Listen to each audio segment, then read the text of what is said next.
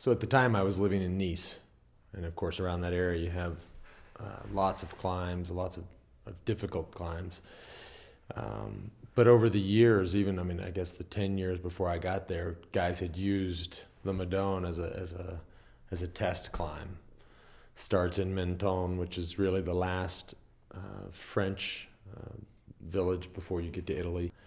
It's like 10 or 11 kilometers straight out of town, basically, and very consistent.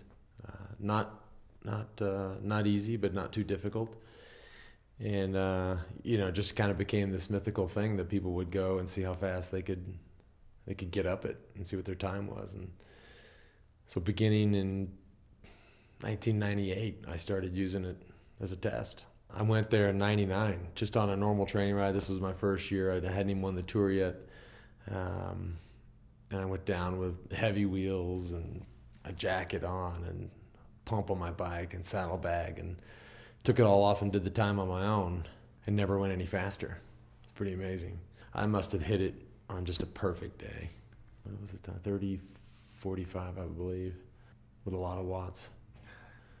When we went from the old 5900, we're going to a new bike, they asked me what would you name it, and so I thought about it. And for me, the Madone was special because it was the place that I went to really discover whether or not I was ready. Like if I went to the Madone 2 weeks before the Tour and went as hard as I could, I knew if I was going to win the Tour or not.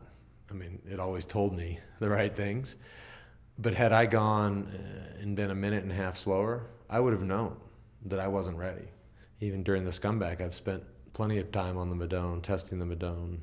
So it was sort of this place where it gave me the answer, regardless, and that was special to me. I conveyed that to the team at Trek, and the name stuck.